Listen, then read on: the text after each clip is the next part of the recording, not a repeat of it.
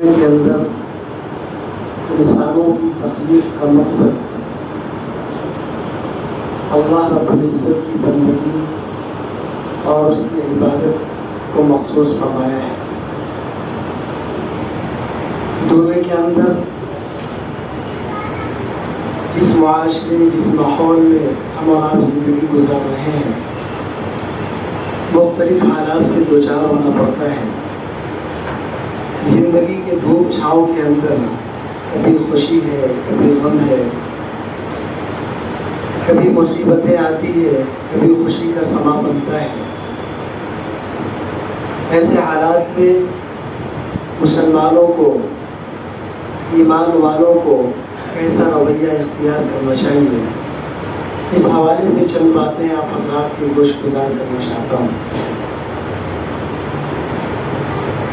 اللہ کے نبی صلی اللہ علیہ وسلم نے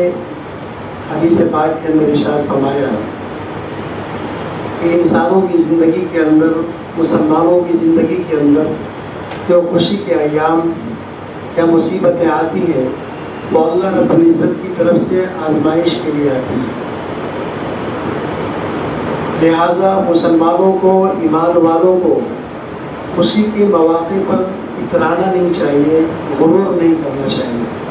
تکبر میں مبتلا نہیں ہونا چاہیے۔ اسی طریقے سے جب غم و آلام سے دوچار ہونا پڑے، مصیبتیں آئے، تکلیفیں آئے، تو ایسے حالات میں مسلمانوں کو صبر کرنا چاہیے۔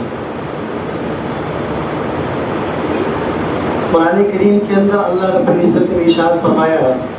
وَلَنَبْلُوَنَّكُمْ بِشَيْءٍ مِّنَ الْخَوْفِ وَالْجُوعِ وَنَقْصٍ مِّنَ الْأَمْوَالِ وَالْأَنفُسِ وَالثَّمَرَاتِ وَبَشِّرِ الصَّابِرِينَ کہ ہم ایمان والوں کو ضرور بھی ضرور آزمائیں گے، فاقہ کر کے، جانوں میں کمی کر کے، مالوں میں کمی کر کے، مصیبتوں سے دوچار کر کے۔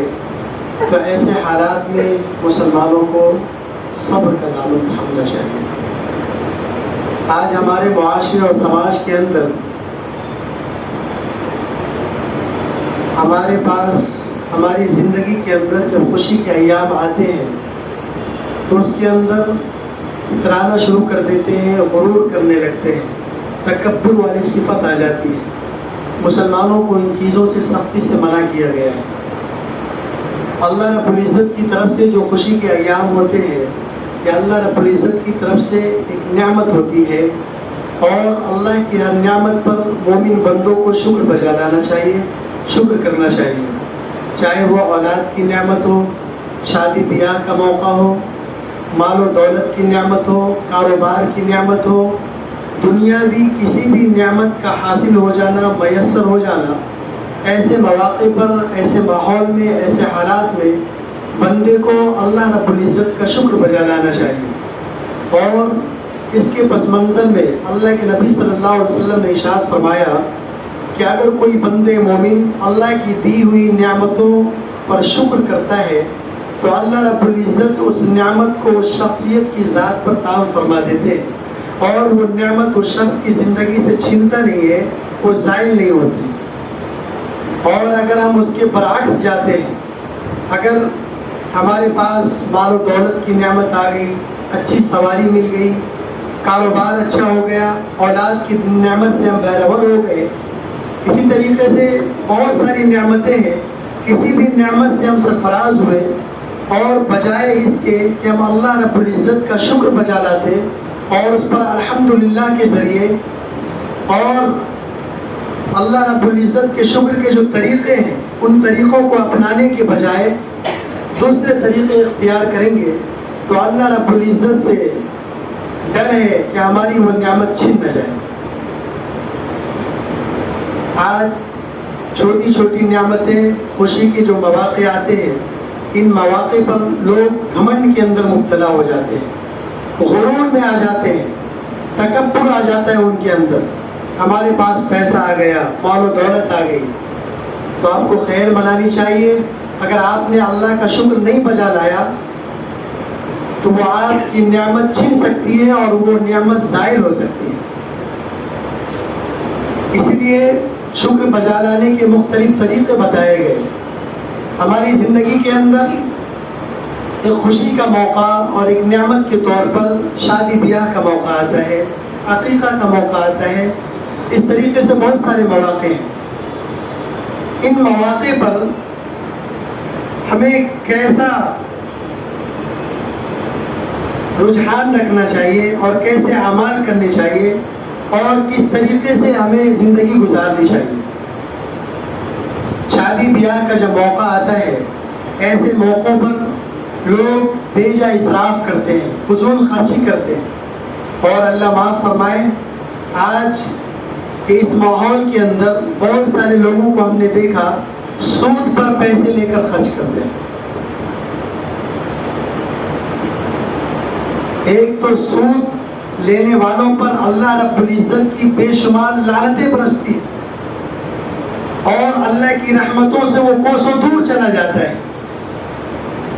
اگر آپ کے پاس حیثیت نہیں ہے، استطاعت نہیں ہے، تو آپ کو اتنا خرچ کرنے کی ضرورت نہیں ہے۔ اللہ کے نبی صلی اللہ علیہ وسلم نے ارشاد فرمایا، سب سے زیادہ بابرکت والا نکاح وہ نکاح ہے جس کے اندر سب سے زیادہ کم خرچ کیا جائے۔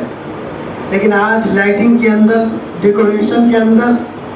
نہ جانے کیسے کیسے فضول خرچی کیے جاتے ہیں، اور قرآن کریم کے اندر فضول خرچی کرنے والوں کو شیطان کا بھائی قرار دیا۔ آپ یقین جانیں ہمارا شمار جب شیطان کی فہرستوں میں ہوگا تو ہمارے اعمال کا کیا ہوگا، اور اللہ کے نزدیک ہماری کیا حیثیت رہ جائے گی۔ دوسری طرف آپ غور کریں گے تو شریعت مطہرہ اس بات کا حکم دیتی ہے کہ ہمارے پاس جو خوشی کا موقع آتا ہے، جو نعمتیں میسر ہوتی ہے، ان نعمتوں کے اندر شکر بجا لانے کا ایک طریقہ یہ ہے کہ ان خوشی کے موقعوں پر ہم اپنے محلے کے لوگوں کو، اپنے بستی کے غریب، یتیم، مسکین لوگوں کو اس خوشی میں شریک کریں۔ اور اس کا طریقہ کار یہ ہے کہ جب ہم ولیمہ کرتے ہیں تو شادی بیاہ کے دعوتوں کے اندر غریب لوگوں کو دعوت دیں اور مسکینوں کو، بیواؤں کو اس کے اندر شریک کریں۔ ان سارے لوگوں کی دعائیں جب شامل حال ہوگی تو اللہ رب العزت ان کی دعاؤں کی برکت سے ہماری اس خوشی کے اندر چار چاند لگا دیں گے اور ہماری نعمتوں کے اندر اضافہ فرمائیں گے۔ لیکن اس کے برعکس ہوتا ہے، آج کل ہر معاشرے کے اندر، ہر بستی کے اندر غریب لوگوں کو کوئی پوچھتا ہی نہیں۔ پڑوس میں شادی ہو رہی ہے اور پڑوسی غریب ہے، اس کو دعوت تک نہیں ملتی۔ اتنے افسوس کی بات ہے کہ ہم اسلام کے ماننے والے ہیں، مسلمان ہیں، اور اسلامی تعلیمات کو ہم نے فراموش کر دیا۔ اسی طریقے سے جب غم کے مواقع آتے ہیں، کسی کی موت واقع ہو جاتی ہے، کسی کا انتقال ہو جاتا ہے، کاروبار کے اندر کوئی خسارہ ہو جاتا ہے، کوئی نقصان ہو جاتا ہے، کوئی نعمتیں چھن جاتی ہے، تو ایسے موقع پر ہمیں کیا کرنا چاہیے؟ اسلامی تعلیمات یہ کہتی ہے کہ ایسے موقعوں پر ہمیں بجائے رونے، گر گرانے اور اللہ سے شکوہ کرنے کے بجائے صبر کا دامن تھامنا چاہیے اور اس کو رضائے الہی سمجھ کر اس پر صبر کرنا چاہیے۔ یہ نہیں کہ کوئی نعمت چھن گئی، کاروبار میں نقصان ہو گیا، مال کا خسارہ ہو گیا، اولاد کی نعمت چھن گئی تو ہم آؤ ویلا کرنا شروع کر دیں،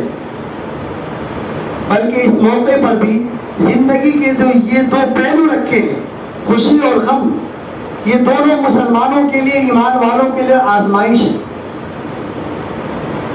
اگر ہم اس آزمائش کے اندر کھڑے اتر گئے تو اللہ رب العزت ہمیں وہ مقام عطا فرمائے گا اور وہ اجر عطا فرمائے گا جس کا ہم اور آپ اندازہ نہیں کر سکتے۔ اللہ کے رسول صلی اللہ علیہ وسلم نے ارشاد فرمایا، اگر مومن، بندہ مومن کسی نعمت پر، کسی نعمت کے ملنے پر اللہ کا شکر بجا لاتا ہے اور ایسے کام کو انجام دیتا ہے جس سے اللہ رب العزت کی شکر کی بجاوری ہوتی ہے، تو اللہ رب العزت اس کی اس نعمت کو عام فرما دیتے ہیں اور اس کی وہ نعمت چھنتی نہیں ہے اور دوسری چیز اس نعمت کے اندر خیر کا پہلو رکھ دیتے ہیں اور اس کے لیے وہ نعمت خیر کا ذریعہ بن جاتی ہے اور اس پر اجر مرتب ہوتے ہیں۔ اسی طریقے سے اگر غم کا موقع آتا ہے، کوئی تکلیف پہنچتی ہے، کوئی مصیبتیں آتی ہے، اس پر اگر بندے مومن صبر کرتا ہے تو اللہ رب العزت اس صبر کرنے پر اور اس غم کو بھی اللہ رب العزت خیر کا ذریعہ بنا دیتے ہیں اور اس پر اللہ رب العزت اس بندے مومن کے بہت سارے گناہوں کو زائل کر دیتے ہیں، اس کے نام اعمال سے بہت سارے گناہ جھڑ جاتے ہیں، مٹ جاتے ہیں۔ تو مسلمانوں کو چاہیے، ایمان والوں کو چاہیے، خوشی اور غم کے موقع پر جب خوشی کا موقع آئے تو ہمیں اللہ رب العزت کی طرف رجوع ہونا چاہیے اور اس سے فضل خداوندی سمجھنا چاہیے کہ یہ میرا کمال نہیں ہے، محض اللہ کا فضل ہے جو ہمیں یہ نعمت عطا ہوئی ہے۔ اس لیے کہ اللہ رب العزت منٹوں کے اندر حالات کو تبدیل کرنے پر قادر ہے۔ آپ نے دیکھا ہوگا بڑے بڑے سرمایہ کار، بڑے بڑے تاجر، بڑے بڑے کروڑپتی جنہیں اپنی دولت پر، اپنی مال و دولت پر، اپنے کاروبار پر گھمنڈ تھا، ناز تھا اور جن کے بڑے بڑے بول تھے، اللہ رب العزت نے سیلاب کی عزت میں گھنٹوں کے اندر سارے کاروبار کو تباہ و برباد کر دیا اور سارے مال و دولت کو مٹی میں ملا دیا۔ آندھی کا ایک جھونکا آیا اور ساری چیزوں کو نیست و نابود کر دیا۔ تو یہ خوشیوں کا ملنا، نعمتوں کا ملنا محض اللہ رب العزت کا فضل ہے، اس پر اللہ رب العزت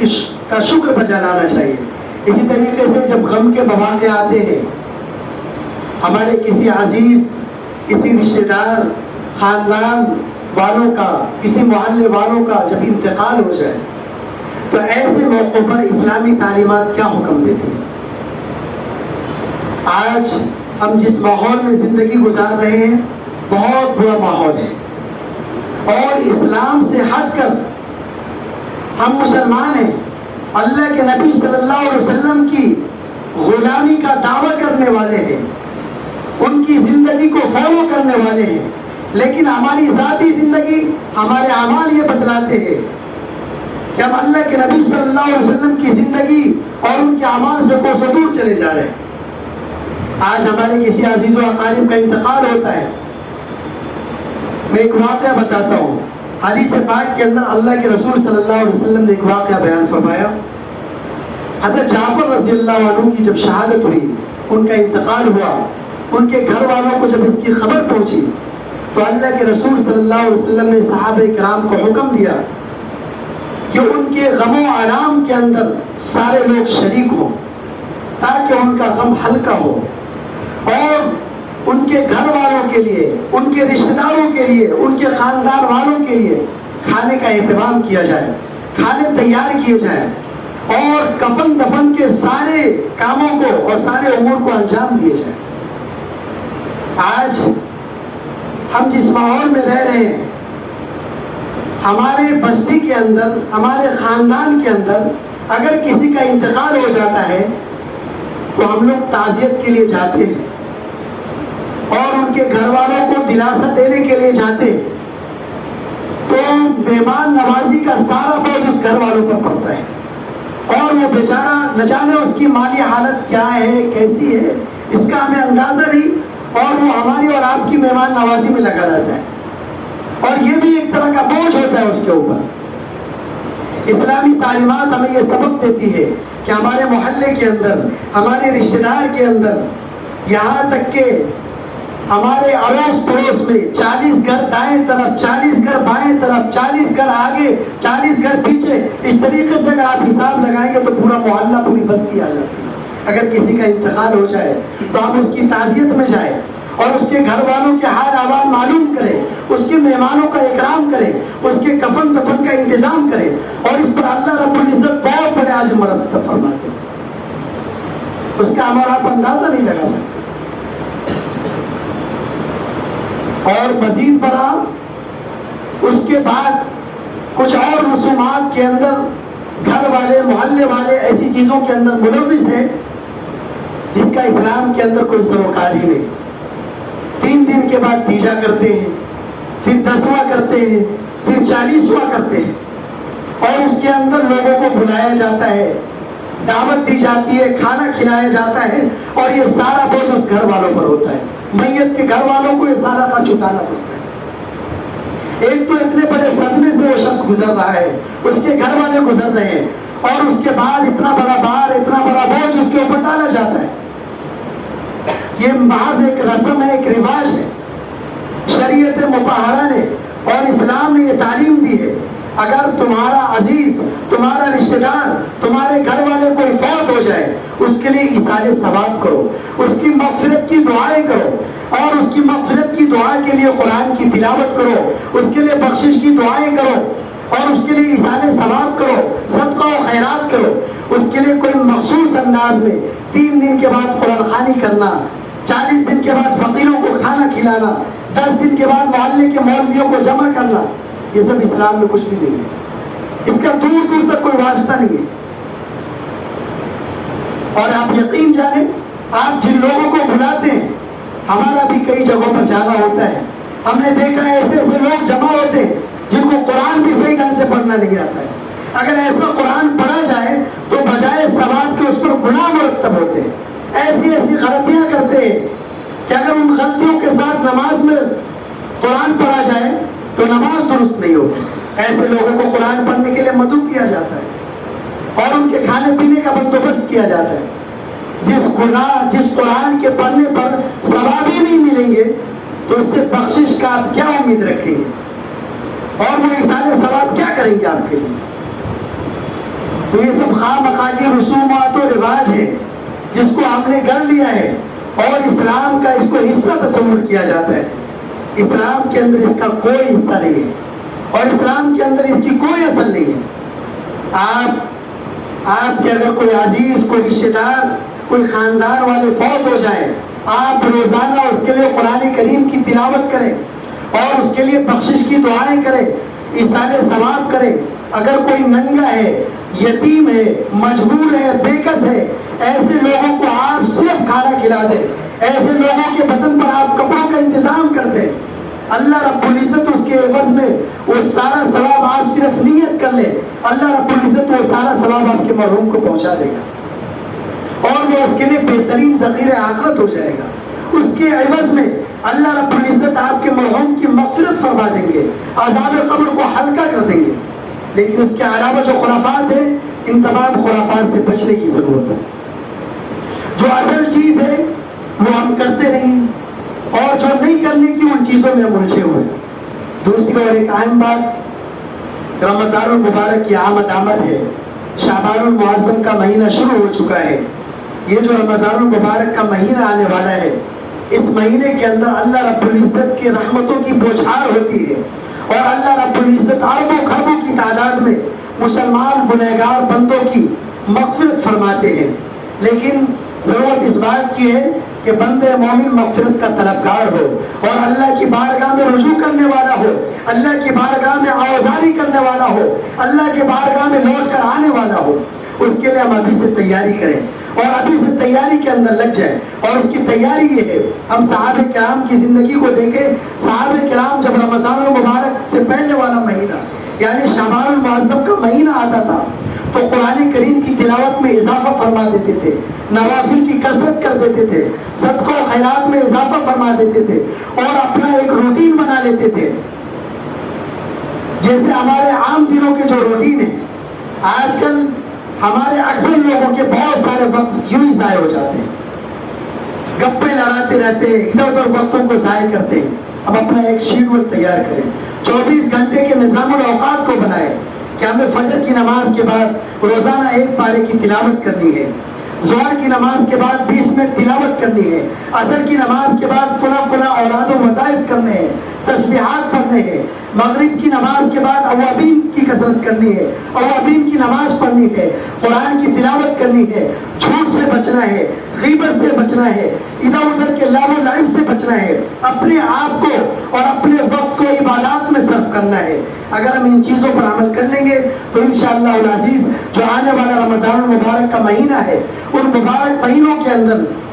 اللہ کی رحمتوں سے ہم فیضیاب ہو جائیں گے اور اللہ رب العزت کی مغفرت کے ہم طلبگار ہو جائیں گے اور اللہ رب العزت کی رحمت کے آغوش میں ہم آ جائیں گے اور ہمارے لیے رمضان المبارک گزارنا آسان ہو جائے گا۔ اللہ رب العزت سے دعا فرمائے، اللہ رب العزت ہم تمام کو کئی ہوئی باتوں پر عمل کی توفیق نصیب فرمائے۔ آمین وآخر دعوانا الحمدللہ رب العالمین۔